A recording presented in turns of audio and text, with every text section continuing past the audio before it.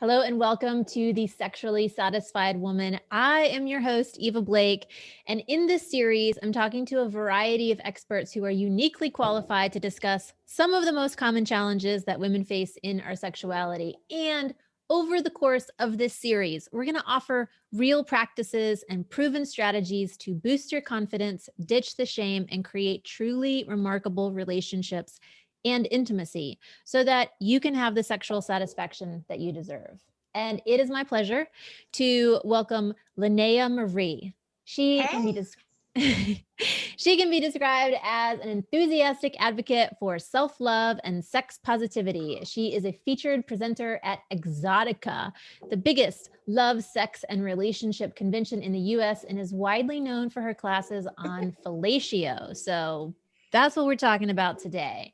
Linnea's ultimate goal is to encourage, educate, and empower the masses by sprinkling sex-positive information everywhere. So, hello, Linnea. Hello, and thank you for having me. Yes, I'm thrilled to talk with you today. So, like I said, fellatio is one of your primary classes. It's the thing that I consistently see on social media. I see lots of cucumbers in a bath of water being washed. I see lots of women in a room together when we used to do that, laughing and smiling and like holding this cucumber. So let's talk about blowjobs. Okay. Yes. I want to just start in the place that I hear often from like all corners of society, which is many women don't like to give blowjobs. Now I have my own thoughts on the matter, but I really want to hear from you. What is it that you are hearing from your students about this? I'm hearing a lot that they're introduced to blowjobs through porn. And when we see a lot of times, not all the time, but when we see in porn, the blowjobs like really rough and just full like face fucking and just the cum shot and women or, my students think that that's what they have to portray. And sometimes, that's, difficult because as a lot of people might not realize, porn is acting. And, it's not like we have Iron Man flying around here, he's an actor and, porn is not real. It's a fantasy. And I think people sometimes have a hard time distinguishing that or saying, oh, my partner wants me to be this porn star. How can I, how can you help me do that? Or I want to enjoy it more. And that's really what my classes are about, both the giver and receiver to, enjoy it and get pleasure out of it.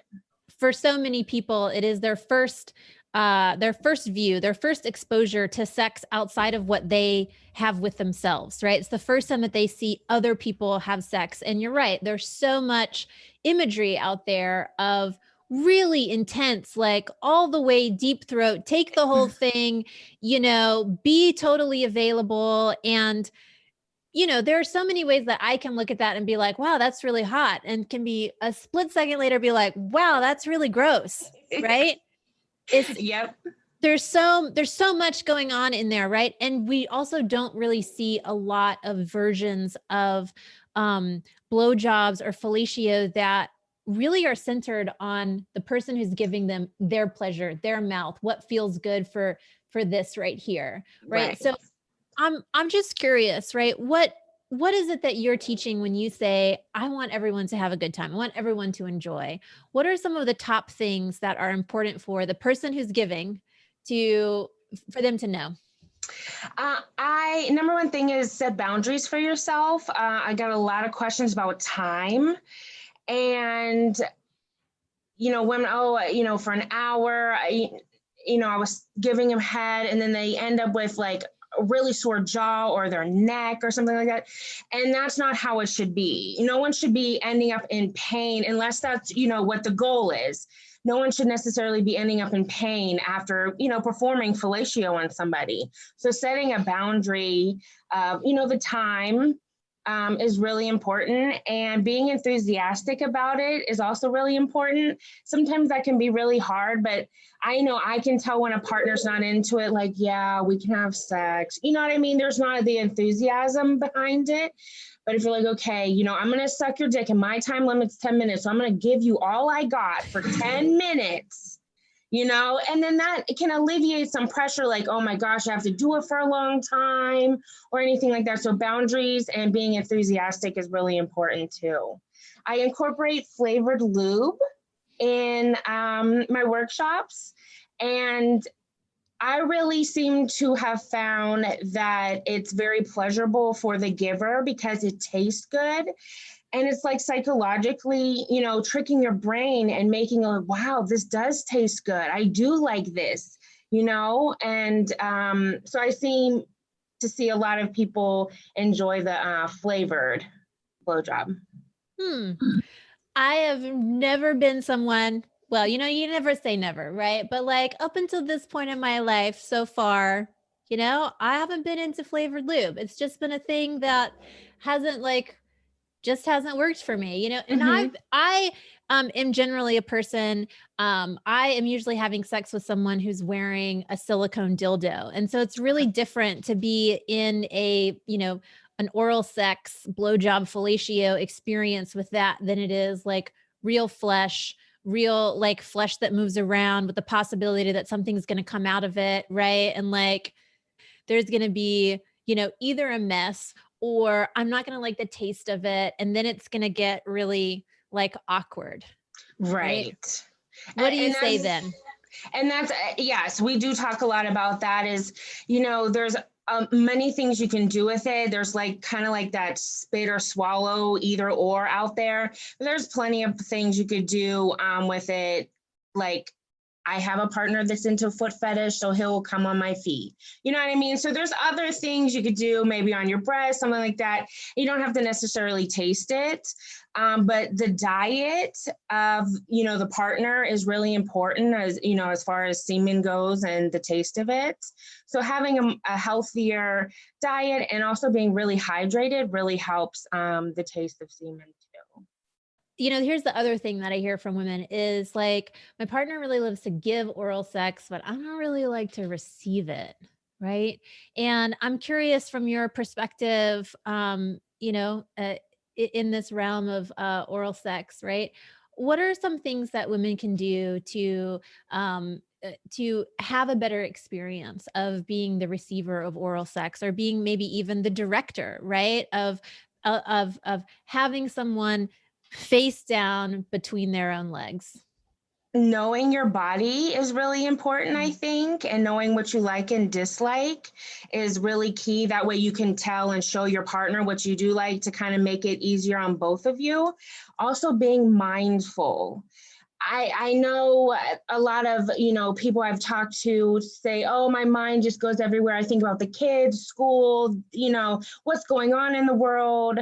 I got dishes to do. But really being in the moment for, that amount of time really matters, and really focusing like, okay, this feels good. Oh, the soft caress of a skin, and really be mindful of what's going on in that moment is really life-changing, to be honest. Since you teach so many of these classes specifically around oral sex, I'm curious what kinds of maybe common myths or misconceptions there are about oral sex, some myths that you have to bust in your teaching. A lot about STIs. People, unfortunately think that it's only like a penis and vagina thing, or, penis in the anal cavity. But you can get them in your mouth. And so in my workshops, we put condoms on with our mouth. So that's a fun little trick to teach everybody that, kind of gets everybody going, and the mouth on the penis, or, mouth on the dildo, mouth on the penis. And that's kind of important to debunk that you can get an STI from oral sex and use either a dental dam or a condom. And I've done condom tasting. I lined up all these condoms to try to, taste them and see which one is good. And because I want people to want to do it. If the condom tastes bad, or there's, a lot of spermicide or something that really tastes nasty, someone's not going to want to put that in their mouth, So I teamed up with One Condoms, which is an absolutely amazing condom company. They have so many flavors and sizes, and I really, and unanimous in the workshops, people really, really do enjoy, their condoms to put on with their mouth.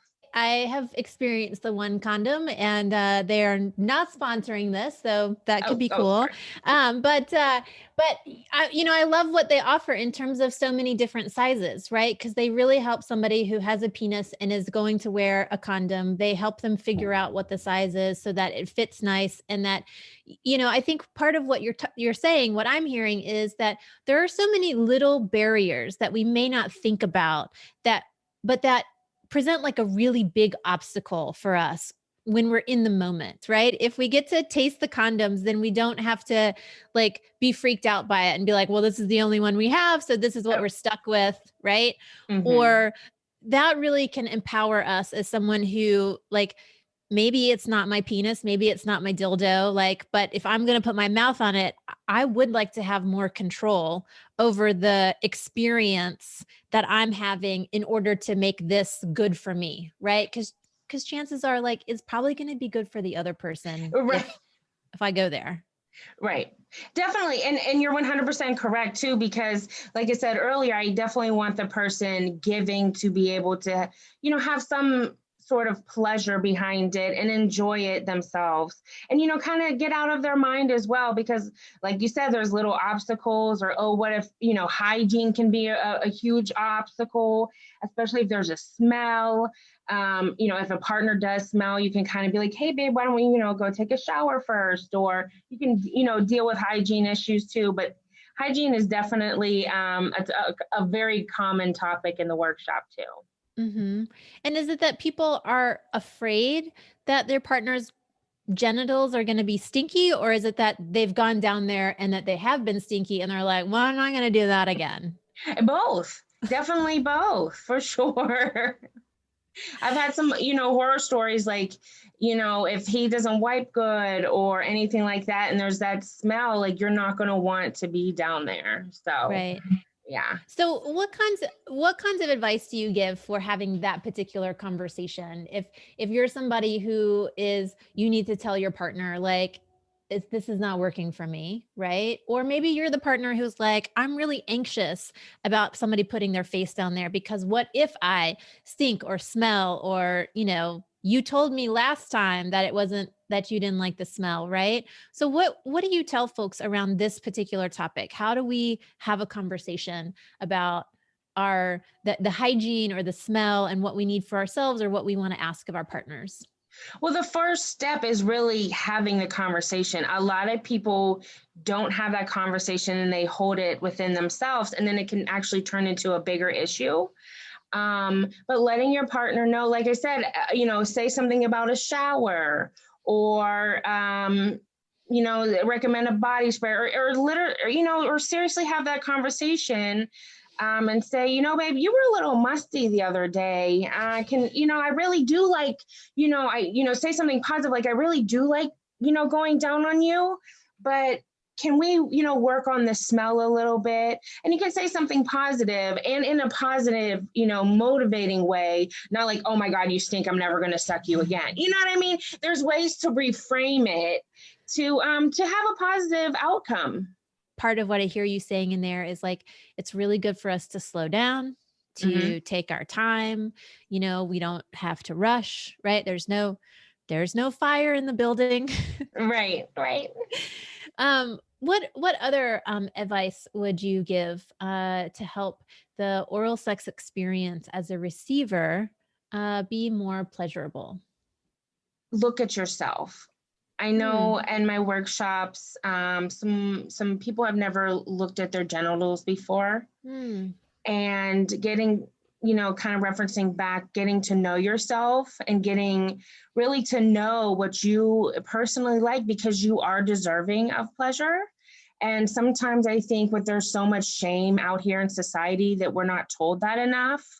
I've had people, that were told that sex is bad, everything's bad, and they have to wait till marriage. so they waited till marriage and now they can't let go. It's still there that things are negative. And just simply hearing that you are deserving, that it's okay for you to like pleasure, that it's okay for you to enjoy your partner, is really, I think, really important for people to hear. If you enjoy oral sex, good for you. And I hope you teach your partner how to do it best for you. There's no, like, people, oh, what's the right way? It is literally based, person to person. There's no quote unquote textbook right way to do it. So, you need to write your own script and enjoy it. I love what you said about looking at your own genitals. I think that especially, the message for little girls is so often, don't touch that, don't do that. It's down there. It's a private part. We don't even use the right language to describe the vulva and the vagina or the genitals, or, we have so many different kinds of names for it. And like, regardless of what someone's, gender experience is, there's ways in which our language is so wonky, to Yes. describe it. And so we don't give enough permission to be with our body and to discover what it looks like, so that we can communicate with our partners. So I just really want to appreciate that you brought that part in here, because it's so valuable that we take time in all different kinds of ways to get to know our body. Yes, for sure. And I really honestly do think that, sexual health and wellness really affects your, mental state, your physical state, your confidence. I really do think that it does, have some sort of effect on it. So, if you're confident and you've looked at yourself and you know what you're working with, and, it can give you that confidence boost. So we've talked in a previous conversation about about big girl sex, right? And the things that you need to do, or you may need to do to make adjustments, right? So I'm curious from you, what kinds of adjustments are things that are in your radar that help make sex more fun, more pleasurable, more easy for you? I definitely enjoy pillows. I love using pillows, whether it's to prop my, butt up or my back up, or even my head. Any pillows are a great booster. And a lot of people have pillows, so it's something you don't necessarily need to go out and spend like a bunch of money on or anything. You already have it. And sex toys. I absolutely am a huge advocate for them. Um, it's just figuring out which toys work for bigger bodies. Sometimes they might not have longer handles, or being bigger bodied, the vulva lips are deeper. So sometimes you have to like really push hard, or, I don't want to get too graphic, but, sometimes you have to dig in the crevices and try to, get the toy in the right angle. And it can be a little difficult, or you get muscle fatigue in your arm or something like that. But sex toys definitely have, opened a world up of new intimacy connections with my partners, new experiences, new different sensations. And, being a bigger woman, again, we're told that we don't deserve pleasure because, we're bigger, or, fat people don't, and, shouldn't enjoy sex or shouldn't be loved, and that's just so far from, the truth.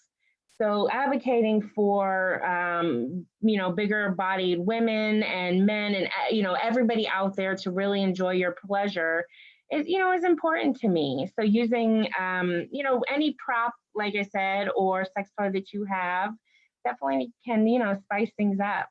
Different positions too, actually.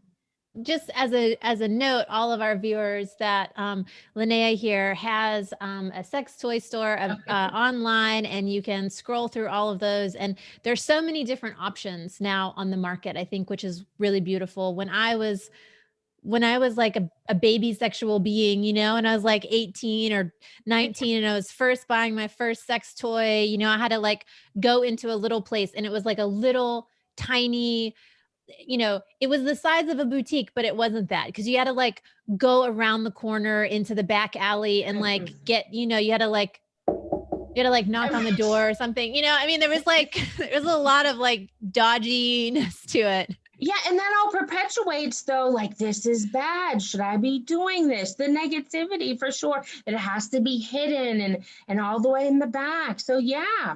So I just want to appreciate that you've got that out there. And here's the other thing is that you are offering, sex toy demonstrations on Instagram, on Facebook, and little videos to help us actually understand what is happening when, the thing is vibrating on the inside of the thing and it's making a little, Yes. like it's mimicking a little tongue, right? So I'm curious if there's something that is on the market right now that is really exciting for you, especially when we're talking about bigger girl sex. I recently tried and I fell in love with it's a We Vibe Nova 2. It has a longer handle and it's so flexible and adjustable that it really works for multiple different body types because I've tried rabbit style vibrators in the past and they never seem to quote unquote line up. I don't think, people realize that everyone's hole to clit ratio is different.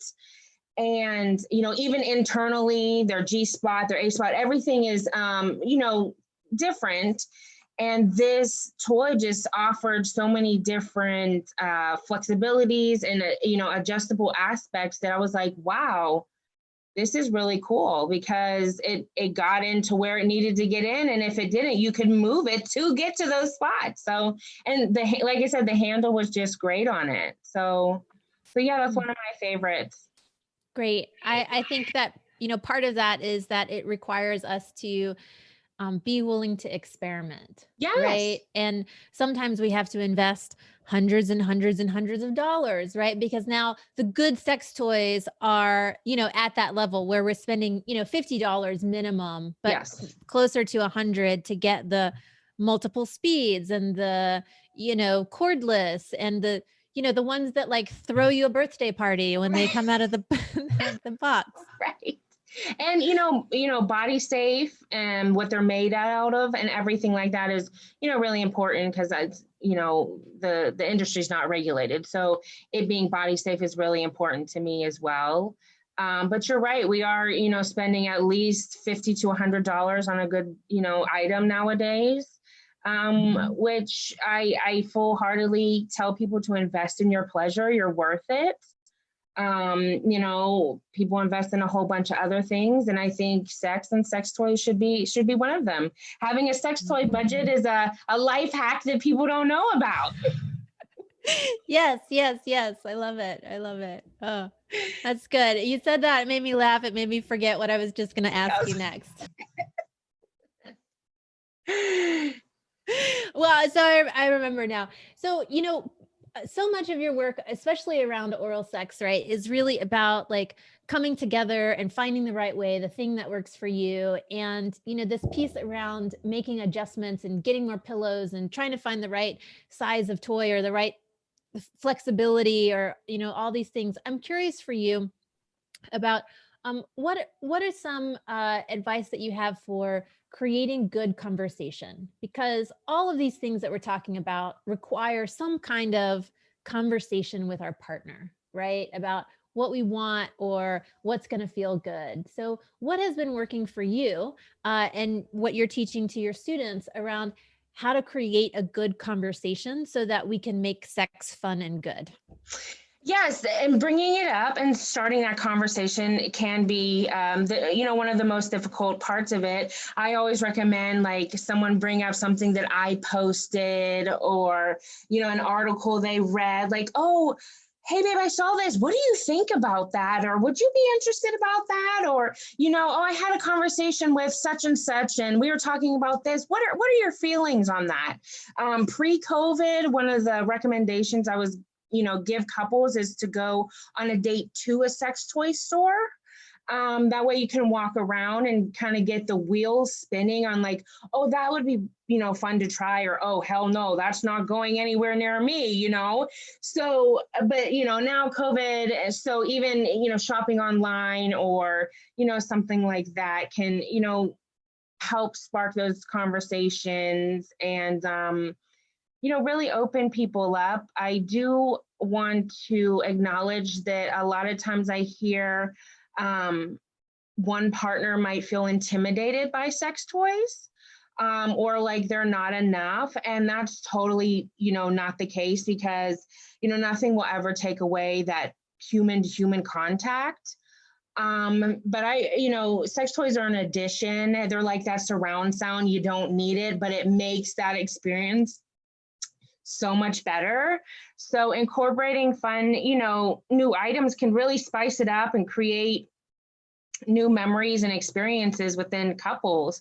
And if you're planning on being with somebody for a long time, spicing it up, it's not going to hurt. Couples that experiment and connect really last longer than, a couple that's kind of like bored with sex and uninterested. So spicing it up, and it doesn't even have to be anything major, even like a bottle of lube or a small, cock ring, or, a mini vibrator, anything, like that. It doesn't have to be too intimidating to the partner either. You don't have to get like a massive dildo that he's like, whoa, you know what I mean? So it can be something that, even incorporating it for you both, which is, like I said, even like a vibrating cock ring where both parties can enjoy it. So just, I guess back to your original question, is starting that conversation. And nowadays we see so much sex on TV and social media and memes and music and everywhere, and just bringing it, the topic up, or a question, having a question, an answer session with your partner can be, fun. It can get the wheels turning, and possibly something fun can come out of it. I love your two life hacks so far. One is have a sex toy budget, line item budget, right? May it be monthly or quarterly for all of us, right? And then the other one is using something that you see out in the world, out in the media landscape, something that's interest to you, that you are able to use that as a bridge with your partner, right? Because it can be, I know I've been there where it's so difficult to be like, I want to talk to you about this thing, right? And then like my mouth gets all dry, and then I feel like I have a frog in my throat, and then it's just so difficult to use the words. But it can be so valuable to show your partner a conversation like this, or a media post, or some of the demonstrations that you are doing on on your site and your feeds, to be able to initiate a conversation that comes from a place of curiosity. Yes, totally. I really love that. So thank you so much for that. No problem. And to everyone else, to all of our viewers, please come back tomorrow for another really rich conversation and exploration of sexual satisfaction and all of the elements that show up to help us get there. Yes. Thank you. Thank you.